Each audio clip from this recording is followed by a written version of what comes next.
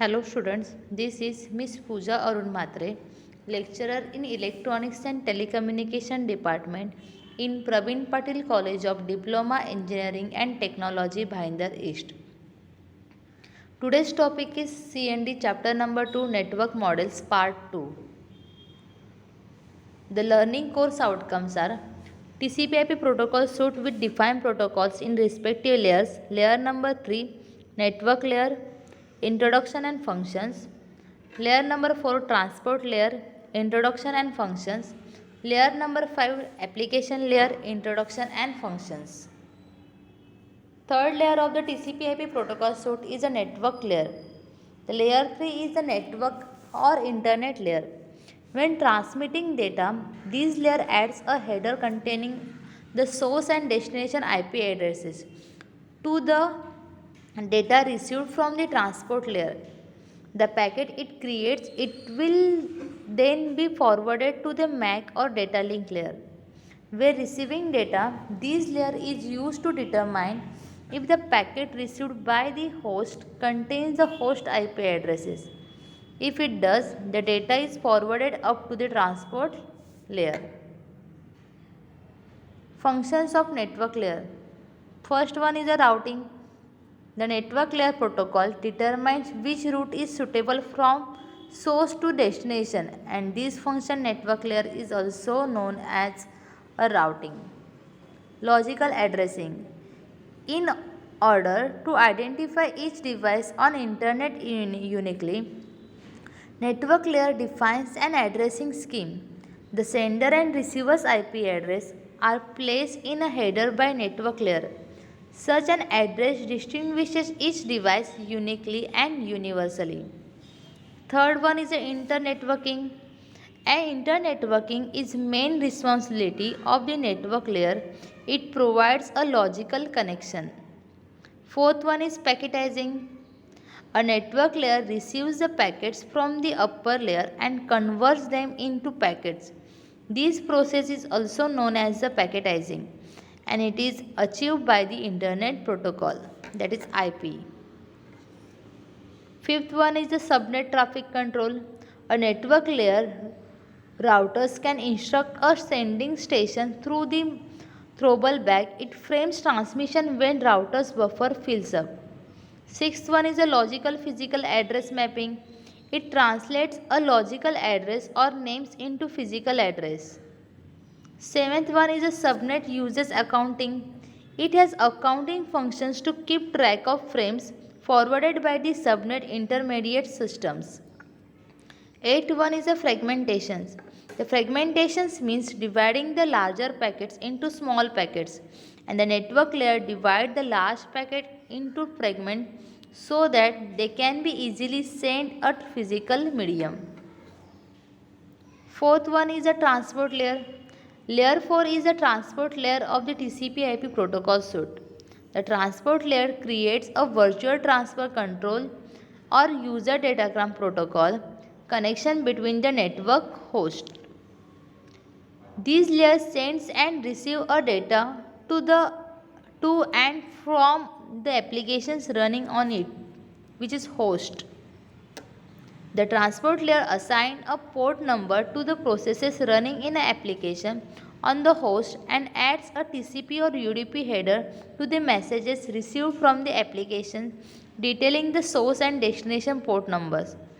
So note that some of the applications, especially Telnet, SMTP and HTTP require TCP as IP is a transport protocol, while the others use as a UDP protocol, that is user datagram protocol. Functions of transport layer. The service point addressing. The computers can run several programs simultaneously due to the reason the transmission of data from the source to the destination, not only from one computer to the another computer, but also from one process to the another process.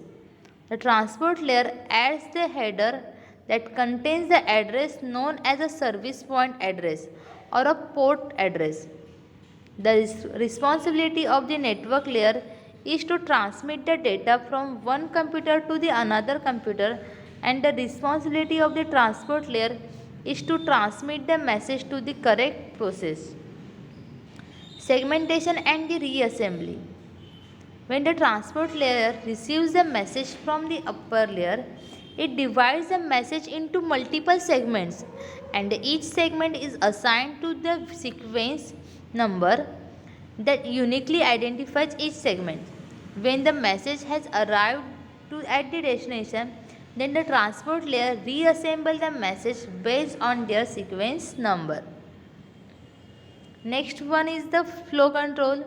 The transport layer also responsible for the flow control, but it is performed end to end rather than the across signal link. Message acknowledgement. It provides a reliable end to end message delivery with acknowledgement. Message traffic control. It tells the transmitting station to back off when no message buffers are available. Sixth one is the session multiplexing. It multiplexes several message streams or sessions onto one social link, logical link, and keep track which message belong to which session.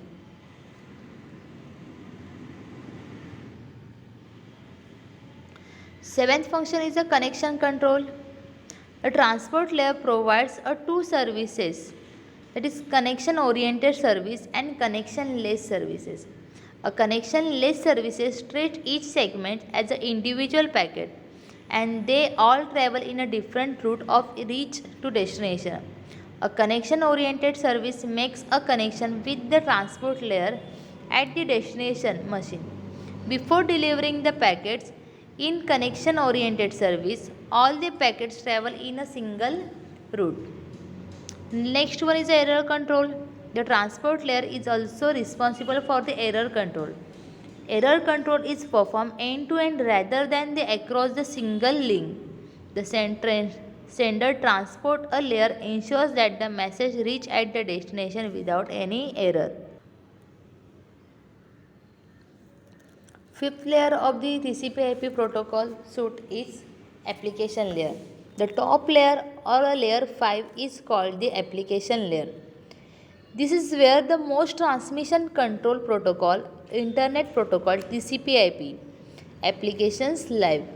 The software you generate for your end applications will typically interact with some of these applications.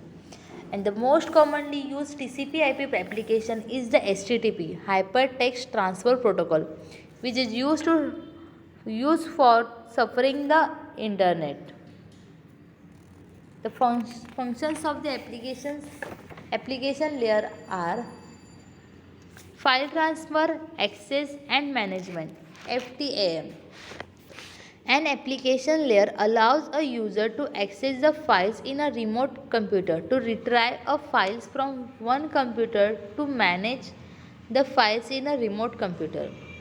Mail services. An application layer provides a facility for the email forwarding and storage.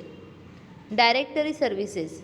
An application provides the distributed database sources and it's used to provide that global information about the various objects. Fourth one is a network virtual terminal. It allows the user to log on to remote host. Fifth one, remote logins. These layer allows logging into a host which is remote. Sixth one is a remote abstraction. It provides an abstraction of the underlying network to end users and applications. Here are the functions of the all TCP/IP protocol suite. The TCP/IP protocol suite shows the layer architectures.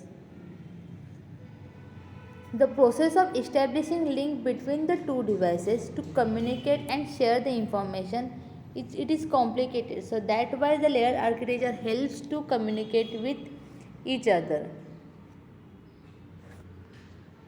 Thank you.